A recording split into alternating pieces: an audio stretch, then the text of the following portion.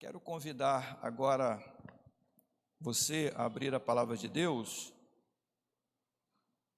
segunda carta de Timóteo, no capítulo 4.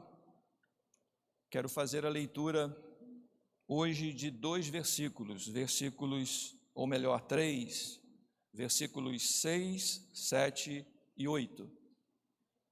Segunda Timóteo, capítulo 4, versículos 6 a 8. Enquanto você está abrindo a sua Bíblia, aqueles que não trouxeram Bíblia vão acompanhar aqui na projeção. Deixa eu identificar aqui aqueles irmãos que na assembleia do domingo passado deram a sua pública profissão de fé e que solicitaram a igreja, e a igreja aprovou o pedido de transferência da igreja em que é membro para a nossa igreja.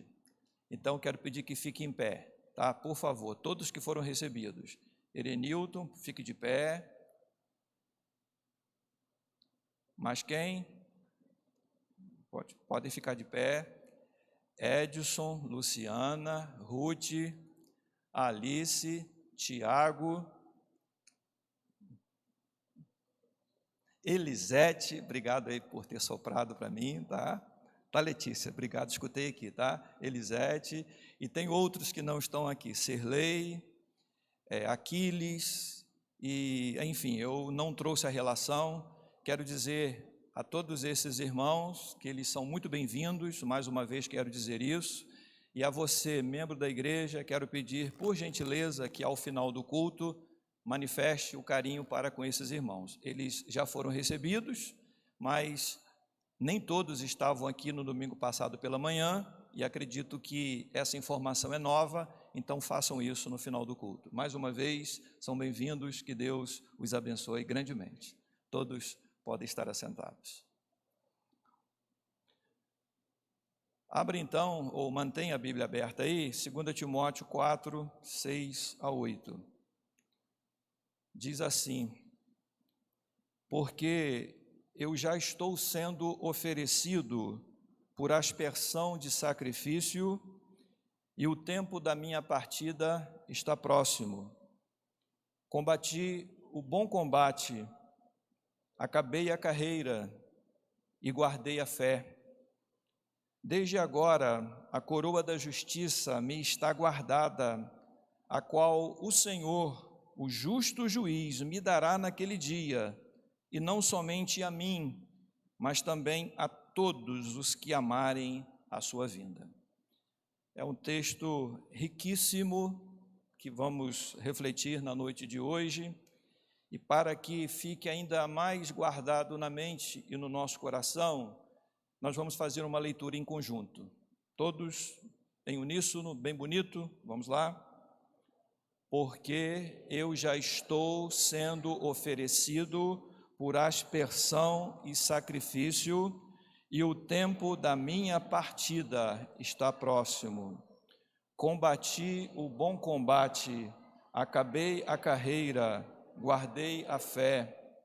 Desde agora, a coroa da justiça me está guardada, a qual o Senhor, justo juiz, me dará naquele dia, e não somente a mim, mas também a todos os que amarem a sua vinda.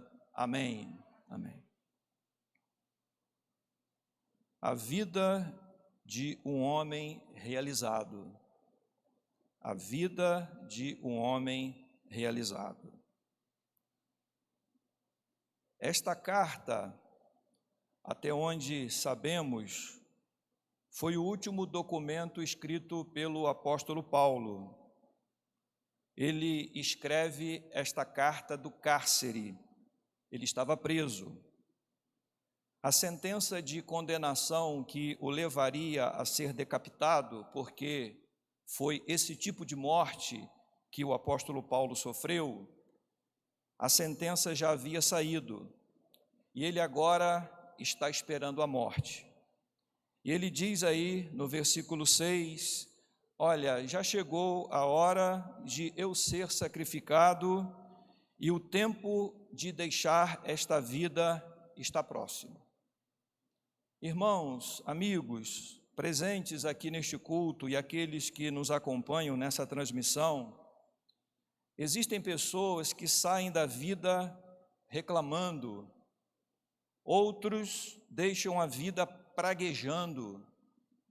Existem aqueles que deixam a vida cheios de medo, outros deixam a vida frustrados, outros aterrorizados. Paulo, ele, não diferente de nenhum ser humano mortal, ele vai deixar a vida, mas como um homem realizado. Eu vou repetir, Paulo, ele vai deixar a vida, só que como um homem realizado.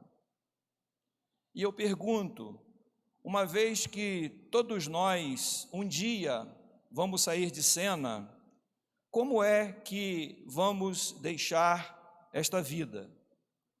Uma vez que um dia todos vamos morrer, o meu desejo era que ninguém morresse, eu sei que esse é o seu desejo também, que ninguém morresse, mas a verdade é que a morte é uma realidade, e uma vez que um dia todos vamos morrer, a questão é como nós, eu e você, vamos sair desta vida. Eu sei que existem muitas pessoas presentes a este culto na noite de hoje que gostam de viver. Eu me lembro de uma pessoa muito querida que eu visitei no ano passado, Ireni. Ela é membro de uma igreja próxima onde eu pastoreei, e eu fiz uma pergunta. Ela estava com câncer e em seguida ela morreu, só que não foi por conta do câncer, teve Covid. E eu perguntei, Ireni, qual tem sido a sua oração nesses últimos dias? Você está lutando contra um câncer, qual tem sido a sua oração? E ela disse, pastor, eu tenho pedido primeiramente que Deus faça a vontade dele na minha vida. Essa tem sido a minha oração. Mas pastor, tenho vivido um dia de cada vez também. Mas se Ele permitir que eu fique um pouco mais para desfrutar da minha família, para curtir mais os meus netinhos, pastor, eu ficaria muito feliz, mas seja feita a vontade de Deus. Isso foi em maio, e se não me engano, em novembro, ela, repito, teve Covid, e ela foi chamada à presença de Deus. Ireni, como muitos de nós que estamos aqui nesta noite, amamos a vida, né? Eu sei que você é membro desta igreja, tem alegria em estar aqui, você tem uma família, você, mesmo com os problemas que a sua família enfrenta, você ama a sua família, você que tem um cônjuge, você curte o seu cônjuge, você que tem filhos e netos, a mesma coisa. Eu sei que a vida para muitos, apesar das dificuldades, a vida é boa, queremos viver, a vida é bonita. O apóstolo Paulo, ele está chegando ao final da sua vida, e ele olha para trás, para aquilo que foi a sua caminhada até aquele presente momento, e ele está com o coração cheio de esperança. Paulo não está revoltado, Paulo não está murmurando, Paulo não está com nenhum outro sentimento negativo, senão ele está se despedindo com júbilo. Repito, a vida de Paulo foi a vida de um homem que se realizou, em especial depois que ele teve o encontro com Cristo na estrada de Damasco. Há pessoas, meus irmãos, e você vai concordar comigo, que não fariam falta nesse mundo.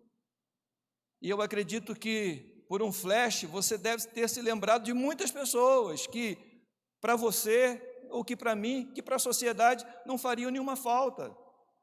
Gente que veio a esse mundo só para trazer problemas à sociedade, tristezas aos seus pais. Mas, por outro lado, há pessoas que marcam o mundo.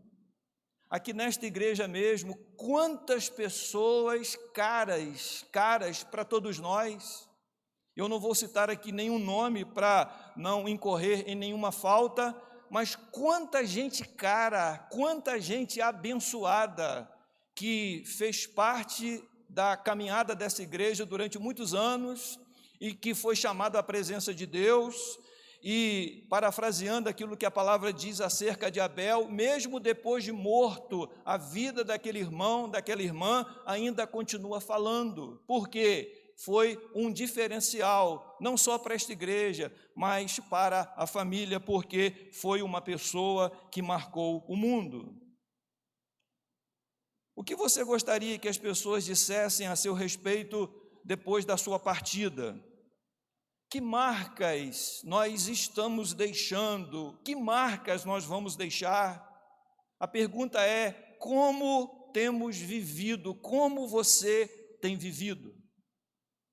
Tem uma frase que eu anotei e que já repeti para algumas pessoas que estão aqui no culto desta noite e que eu quero recitar para os demais que eu ainda não recitei. E a frase é esta: o céu, ele não fica mais rico quando alguém vai para lá. O céu já é rico porque Jesus está lá, mas o mundo fica mais pobre dependendo de quem morre. Eu vou repetir: o céu, ele não fica mais rico quando alguém vai para lá. O céu já é rico, Jesus está lá, mas o mundo fica mais pobre dependendo de quem morre. Aqui está um homem, o texto retrata um homem que enriqueceu o mundo. A figura de Paulo, ela é tão eloquente, ela é tão rica, no dizer de um certo pregador, ela é tão portentosa, que se diz que Paulo fundou o cristianismo. Sim, que Jesus fundou a igreja, nós não temos dúvida, porque foi o próprio Jesus quem disse lá em Mateus 16, e edificarei a minha igreja, a igreja de Jesus, mas foi Paulo quem fundou o cristianismo, porque foi ele quem mais encarnou as palavras de Jesus, mais o ensino de Jesus. E foi Paulo quem disse, Gálatas capítulo 2, versículo 20, não sou eu mais quem vive, mas Cristo vive em mim. E foi também o apóstolo Paulo quem disse, sede meus imitadores, como eu sou de Cristo. Eu e você não temos condições de dizer, Cristo vive em mim, mas Paulo pôde dizer isso. Eu e você não podemos dizer, sede meus imitadores, como eu sou de Cristo, mas Paulo pôde dizer isso, porque este homem, ele continua sendo, através dos seus escritos, uma fonte de inspiração, mesmo 20 séculos depois, para muitas pessoas. E louvado seja o nome do Senhor pela vida deste homem, pelo encontro que ele teve no caminho de Damasco e pela obra extraordinária que ele realizou depois da sua conversão. Então nós temos aqui a história, ou melhor, o passado, ou a retrospectiva de um homem realizado. Paulo, ele chega ao final da sua vida satisfeito, ele está sereno, ele está tranquilo.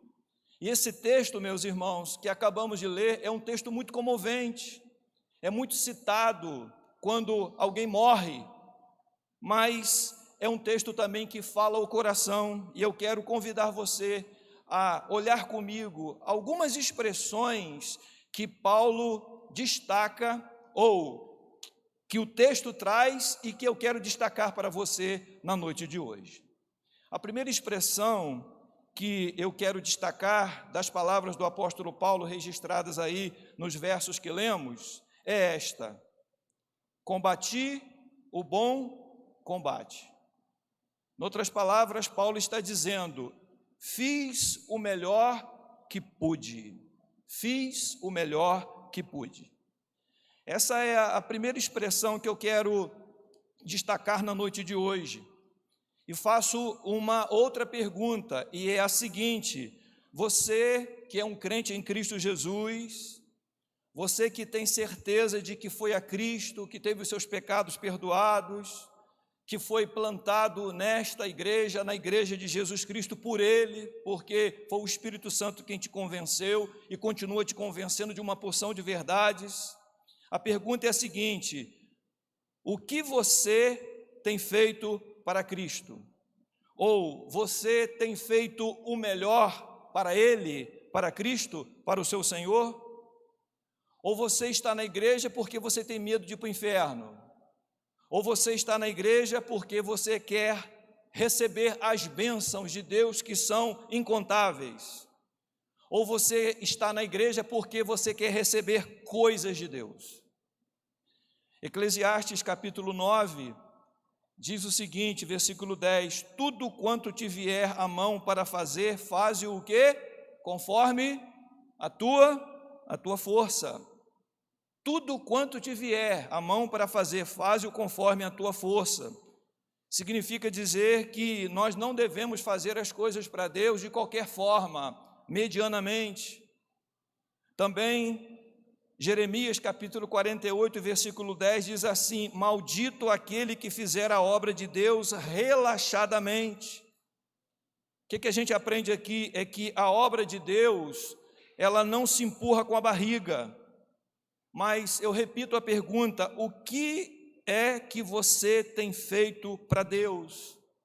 Paulo chega ao final da vida e diz: olha, eu combati o bom combate, ao longo da minha trajetória, eu fiz o melhor que eu pude, eu não parei no meio do caminho, eu não me acomodei, de modo algum, mas combati o bom combate.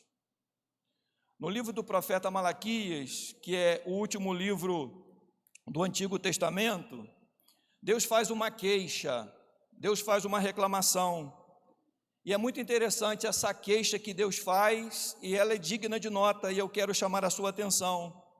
O povo de Deus, escolhido por Deus, separado por Deus, estava oferecendo a Deus animais roubados. Presta atenção, o povo de Deus estava oferecendo a Deus animais roubados, oferecendo qualquer coisa. O sentido que o profeta Malaquias coloca aqui era aquele animal que foi apanhado da boca de uma fera. A ovelha foi apanhada da boca de uma fera, foi tirada da boca de um lobo, por exemplo, ou de um leão. Então o pastor de ovelhas foi lá, salvou aquele animal daquela fera, e o animal agora vai morrer, porque está muito machucado. Aí o povo estava dizendo o seguinte: já que vai morrer, então eu vou dar para Deus, eu vou oferecer para Deus. Isto não é culto, isto não é oferecimento. Deus merece o nosso melhor, e não sobra, e não resta. Alguém disse que muito do conceito de vida cristã que nós temos é este aqui: o que é que Deus pode fazer por mim? Senhor, qual a benção que o Senhor tem para a minha vida hoje? Não é assim, irmãos, não é assim? Não é assim que, infelizmente, as emissoras de televisão passam para muitas pessoas, em muitos daqueles programas tidos como evangélicos? Mas a pergunta deveria ser a seguinte, o contrário: o que eu posso fazer para Deus? Ou o que eu posso fazer por minha igreja?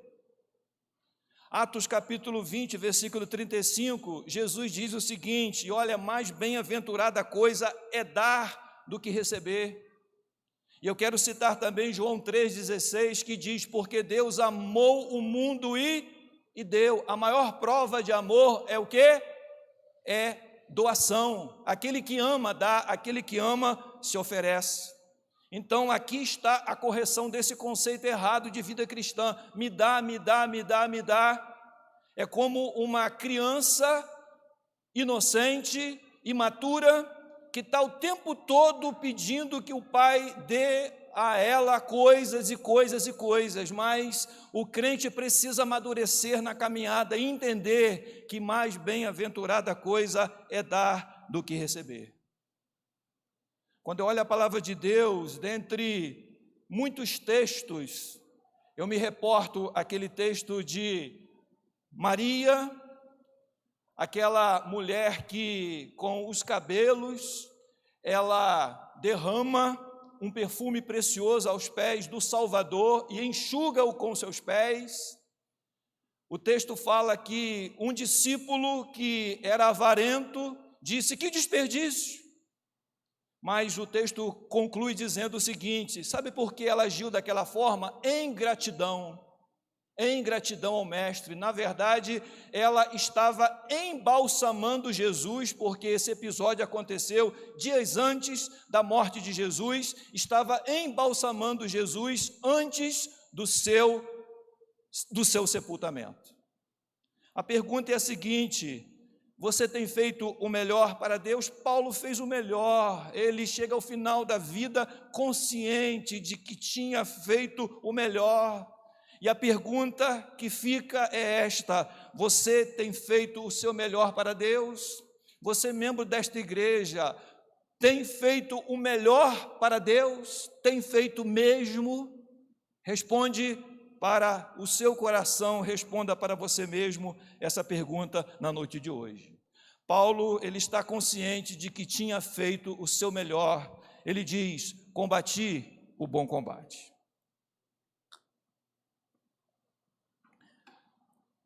Destaca uma segunda expressão, também no versículo 7. Cheguei até o fim, ou completei a carreira. Completei a carreira, cheguei até o fim.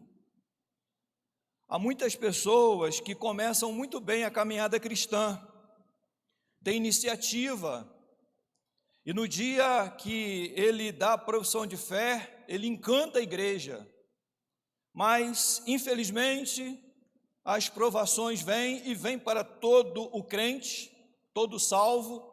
É impossível você ser um cristão e não enfrentar lutas na caminhada. Aí a pessoa começou bem, com pouquíssimo tempo, ela está o quê? Desanimada e muitas das vezes prostrada.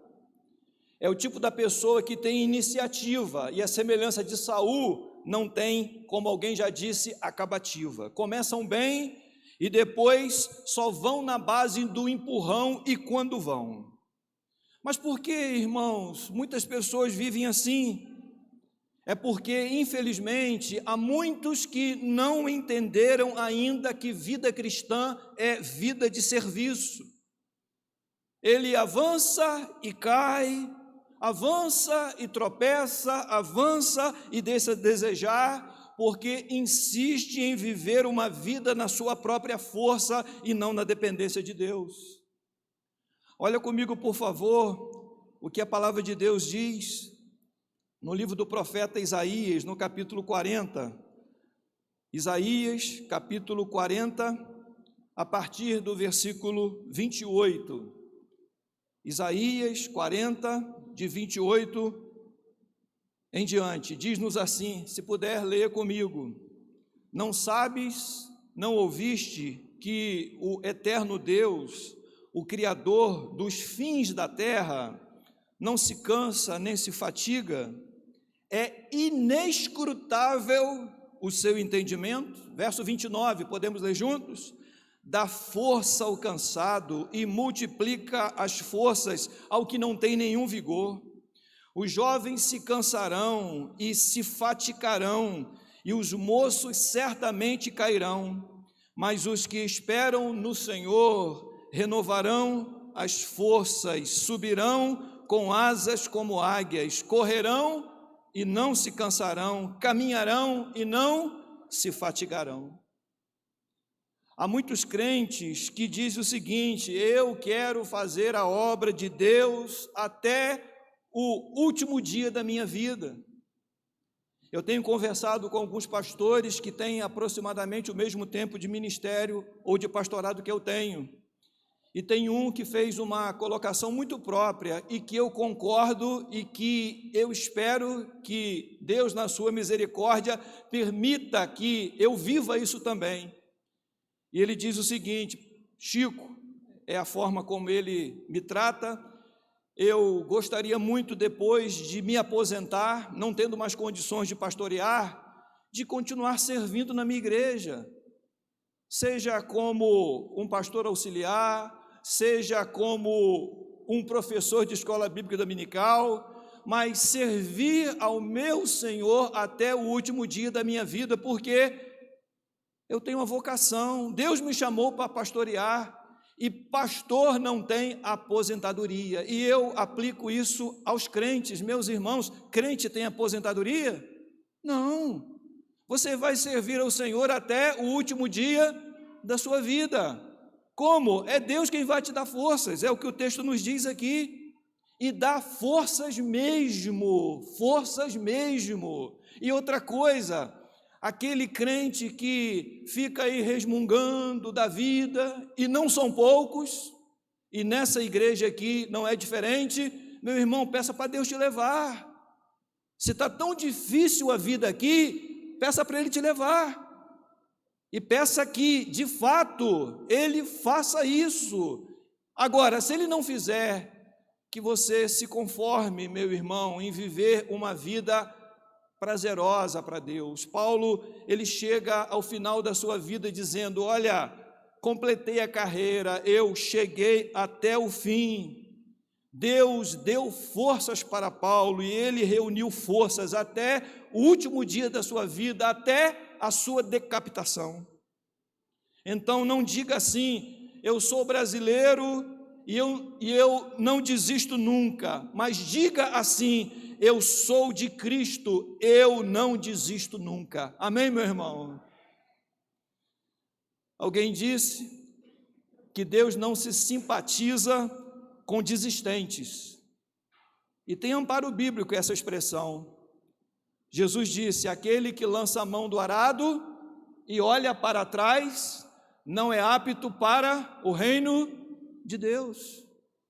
Meu irmão, se você iniciou a caminhada cristã, vá em frente, não desanime, peça a Deus que te dê forças, Ele vai te dar forças, como tem fortalecido a tantos crentes nos quatro cantos desta terra, para que você cumpra a sua carreira até o último dia da sua vida, até a sua última respiração. Uma comprovação histórica que é legítima, que é verdadeira, é esta: quem faz história não são os covardes, não são os fracos, mas quem faz história são os intimoratos, são aqueles que não desistem, são os loucos, são os insistentes, são aqueles que não desistem nunca. Paulo, ele chega ao final da sua vida e diz: olha, cheguei ao fim, completei a minha carreira. Você que começou a caminhada cristã, não desista, não pare no meio do caminho. A semelhança de Paulo, um homem realizadíssimo, que você, até o último suspiro, que você sirva ao Senhor para, em seguida, na eternidade, desfrutar de uma plena eternidade na presença gloriosa desse nosso Senhor. Mas há uma terceira expressão que eu quero também chamar a sua atenção aí. A primeira, Paulo diz o quê? Combati o quê?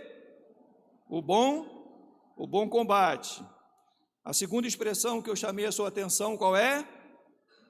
Completei a carreira, cheguei até o fim, não parou no meio do caminho, não jogou a toalha, não desanimou. Mas há uma terceira expressão, vamos ver aí, está também no versículo 7. Guardei a fé, ou, noutras palavras, conservei a fé. Essa é uma outra expressão muito pertinente e necessária na nossa caminhada também. Meus irmãos, Paulo, ele não era um zumbi espiritual, Paulo não era um fantasma, ele era um homem de carne e osso. E há algumas figuras que nós encontramos, em especial na carta de Timóteo, e é claro em outras cartas também, Paulo fazendo uma comparação do cristão, por exemplo, com um atleta, do cristão com um corredor, do cristão com um boxeador, do cristão com um soldado. Então eu quero dizer para você, meu irmão, minha irmã, presente aqui no culto desta noite, você é um guerreiro, você é um corredor, você é um boxeador, você é um soldado. E quando a Bíblia fala aqui dessas figuras, em momento algum, Paulo apresenta a figura de um filósofo, refletindo sobre a vida, né? E não chegando a nada, não chegando a ponto nenhum. Mas Paulo fala de alguém, apresenta aqui pessoas que estavam lutando, que estavam guerreando. Sabe por quê? Porque Paulo era alguém engajado. E repito, e não um fantasma, e não um zumbi espiritual. Meus irmãos, como nós nos alegramos no domingo passado com as pessoas que compareceram aqui para dar profissão de fé.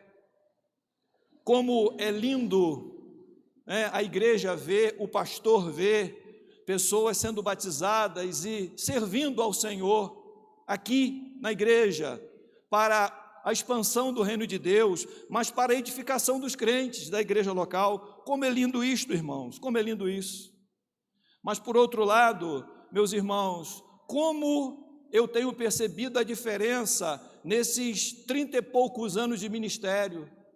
Como tem sido diferente? Aqueles que nasceram no Evangelho e que têm bem mais tempo de vida cristã do que eu, como a coisa está mudada hoje. Parece que a igreja hoje, ela não ocupa um papel de destaque na nossa vida. Os nossos cultos de oração, muito pouco frequentados. Os nossos cultos de oração às 6h30, de igual modo. Enfim, tem que fazer um apelo enorme, e eu não tenho feito tanto isso mais, mas insistir com as pessoas para que sirvam, para que atuem. Enfim, a gente olha para trás, não é saudosismo, é uma constatação. A igreja ocupava um papel muito importante na vida dos crentes. E o que eu observo hoje? Parece que a igreja, ela não ocupa esse lugar mais importante, mas sim, parece que ocupa a periferia dos nossos sentimentos. Se dá, ou se der eu vou, se não der, eu não vou. Eu sei, irmãos, que os dias são difíceis, as lutas são muito grandes. Temos aqui pessoas que servem na igreja, que trabalham muito durante a semana, que têm filhos, enfim, uma carga horária muito maçante, mas eu e você precisamos tomar cuidado com estas questões. Por quê? Para que a gente não pare no meio do caminho. Repito, Paulo, ao longo da sua caminhada cristã, ele conservou a fé, Repito, ele não titubeou, ele não desanimou, ele não ficou no meio do caminho. Por quê? Porque ele tinha uma grande paixão na sua vida. Qual era a grande paixão de Paulo? Primeiro, Jesus Cristo, aquele que ele encontrou no caminho de Damasco. Mas Paulo tinha uma outra paixão na sua vida, que era a igreja, e por essa igreja ele lutou até os últimos dias da sua vida. Meus irmãos, a pergunta é esta, e é a terceira expressão que eu destaco na noite de hoje. Você conserva a fé? Você conserva a paixão? Você conserva o amor por Jesus? Eu vou repetir, você conserva a fé? Você conserva a paixão? Você conserva o amor por Jesus? Paulo nutriu, ele é exemplo para nós de uma vida realizada. Ele conservou a fé até o último dia. Temos conservado a nossa fé também? Se o Senhor Jesus te chamasse hoje à presença dEle, você iria com alegria, consciente de que tem conservado a sua fé, a esperança nele até aqui? Pense nisto. Mas já encerro. Há uma quarta e última expressão que chama a sua atenção, que não está no versículo 7, mas está no versículo 8. E a expressão é esta: está me esperando o prêmio da vitória. Paulo diz assim, você, por favor, olhe aí comigo as expressões de Paulo, e nós podemos fazer mais uma vez uma leitura em conjunto. Versículo 8, desde agora A coroa da justiça me está guardada, a qual o Senhor, justo juiz, me dará naquele dia, e não somente a mim, mas também a todos os que amarem a sua vinda. Eu tenho certeza, irmãos, que a maior recompensa do cristão está reservada para aquele dia, para o dia do juízo, quando o cristão vai ouvir da boca de Jesus a seguinte expressão: bem-estar, servo bom e fiel. Deve ser fascinante, deverá ser fascinante para todos nós, crentes em Cristo Jesus, ouvir da boca de Jesus essa expressão: bem-estar, servo bom e fiel. E este prêmio aqui, melhor, não é riqueza material, no céu não haverá lugar para isso, mas o texto aqui está falando de galardão, da fascinação que o crente terá ao ouvir da boca do seu Senhor o seguinte: servo bom e fiel, sobre o pouco foste fiel, sobre o muito te colocarei, entra no gozo do teu Senhor.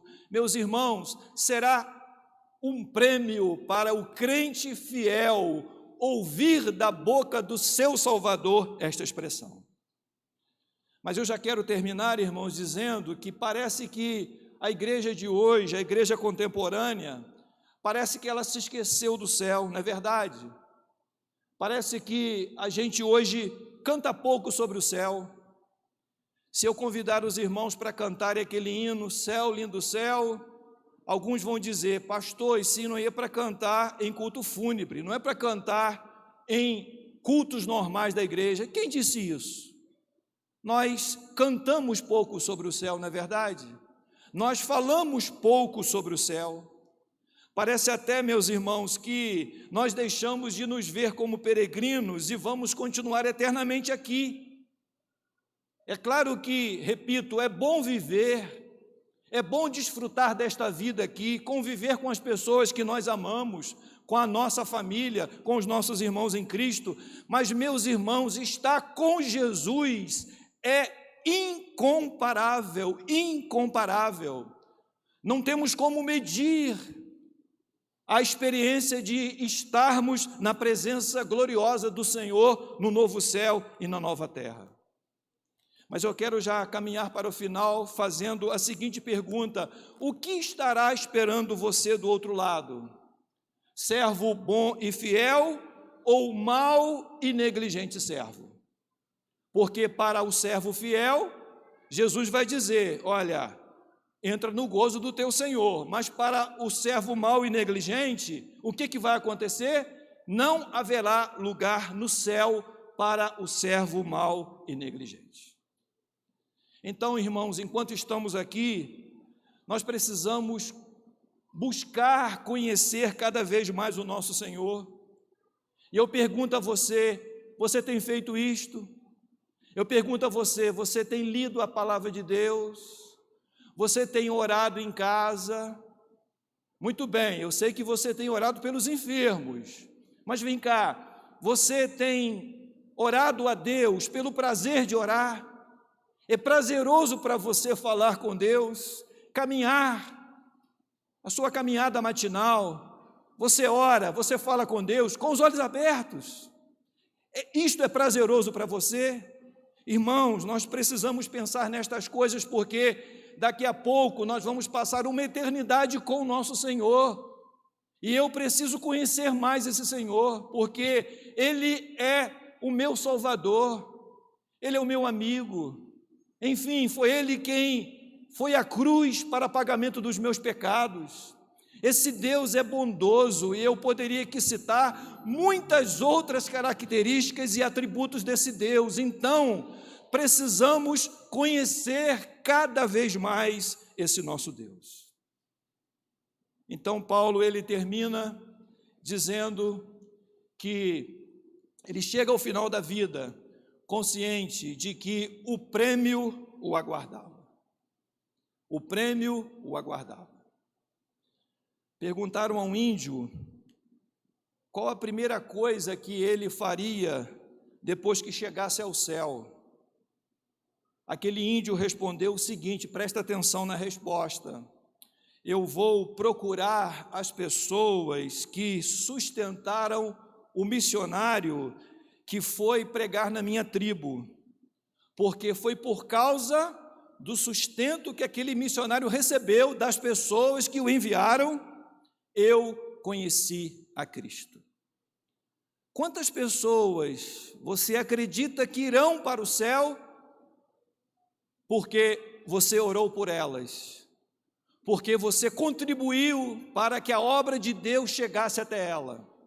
Mas deixa eu fazer uma outra pergunta, meus irmãos: quantos recursos nós gastamos com besteira, com bobeira, no pecado, tantas das vezes, não traz edificação nenhuma? Quantos recursos, quantos recursos?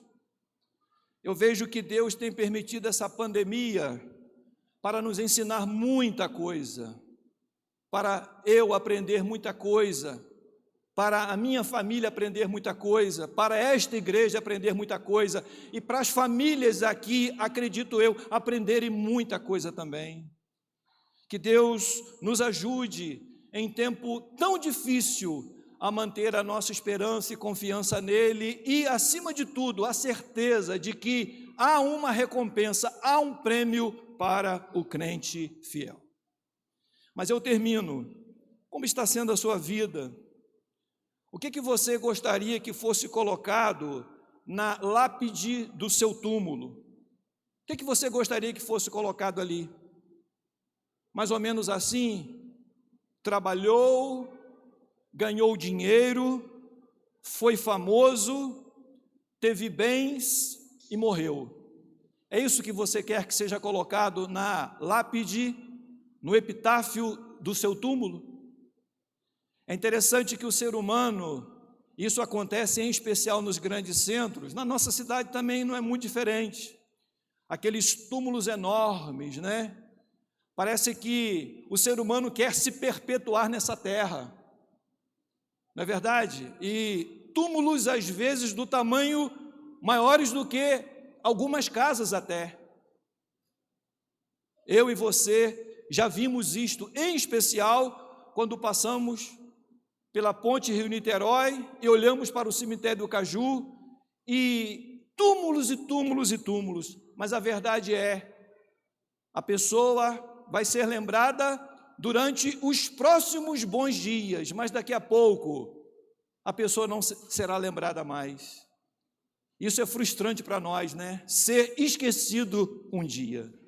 Mas como é que você quer ser lembrado? Alguém que trabalhou, que ganhou dinheiro, que foi famoso, que teve bens e morreu? Se tudo isto é que se pode dizer de alguém, a gente chega à seguinte conclusão: que vida inútil, que vidinha sem graça. Mas se puder dizer, olha, ele conheceu a Cristo, ele marcou vidas, então se poderá dizer sobre esta pessoa, olha, ela não viveu em vão. Nós temos aqui, meus irmãos, neste capítulo e nesse trecho, a retrospectiva de um homem realizado. Desde que Paulo teve o encontro com Cristo, a satisfação, a serenidade, o equilíbrio, o controle passou a fazer parte da vida deste homem. Ele sai de cena consciente do prêmio que ele receberia, mas também consciente de que ele havia combatido o bom combate, de que ele havia completado a sua carreira e de que ele havia conservado a fé. E agora o prêmio o aguardava. Daqui a pouco, meus irmãos, todos nós, sem exceção, aqueles que têm menos idade aqui presentes e aqueles que têm mais idade. E o vírus está aí para nos dizer que, olha, independente da idade, mais do que nunca, você a qualquer momento poderá ser chamado. Como poderá passar por um aperto e sobreviver. A vida não está nas nossas mãos. Mas Paulo, ele chega ao final da vida consciente de que havia cumprido a sua missão. E eu pergunto a você, para encerrar, se você fosse chamado à presença de Deus hoje, agora, se Ele fechasse a torneira do oxigênio e você caísse aí agora, um infarto fulminante, você tem consciência de que você cumpriu a sua missão, de que você tem cumprido a sua missão? Eu convido você que está aqui nesta noite, você que ainda não se arrependeu dos seus pecados, você que ainda não creu em Jesus Cristo como único e suficiente Salvador, porque Paulo estava tranquilo, porque lá na estrada de Damasco, décadas passadas, ele havia tido um encontro com Jesus, cumpriu o seu ministério, ele agora aguardava o prêmio. Eu quero dizer para você que o arrependimento e a fé fazem toda a diferença, toda a diferença. Se você fosse chamado à presença de Deus hoje, não vai adiantar nada. Eu fui um bom marido, não fez mais do que a sua obrigação. Eu comprava e pagava. Você queria o quê? Que alguém pagasse as suas contas em seu lugar? Em relação à sua família, eu fui uma boa mãe, não fez mais do que o seu dever. Colocou o filho no mundo, tem que dar conta, peça ajuda a Deus. Eu fui uma excelente vizinha, um vizinho, não tem desculpa que Jesus vai dizer, olha, você não fez mais do que aquilo que você deveria fazer. Mas se você falar, Senhor, eu me arrependi dos meus pecados, porque entendi que era uma pecadora, um pecador, eu criei em Jesus Cristo, no sacrifício do teu Filho, eu tenho certeza que Jesus, e eu digo isso com base na Bíblia, vai dizer, servo bom e fiel, você foi fiel no pouco, você vai ser colocado sobre o muito, porque você foi um servo fiel, se arrependeu e creu em Jesus.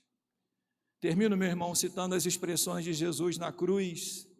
Aquele homem, uma à direita, outra à esquerda, ambos zombavam, um parou e reconheceu que Jesus era pecador e chamou a atenção do outro.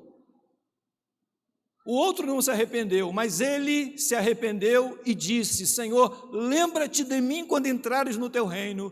O que Jesus disse para ele?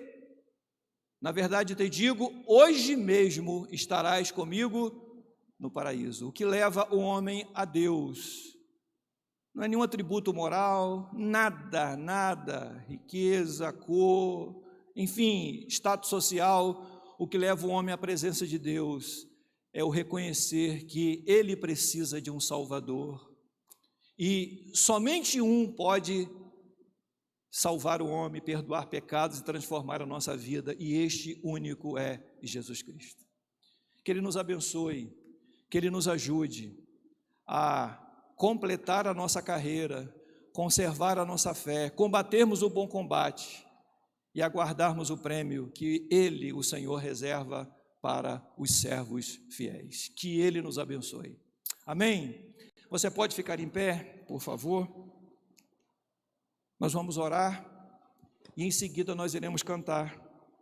Convido você a fechar os seus olhos para nós orarmos a Deus nesse momento.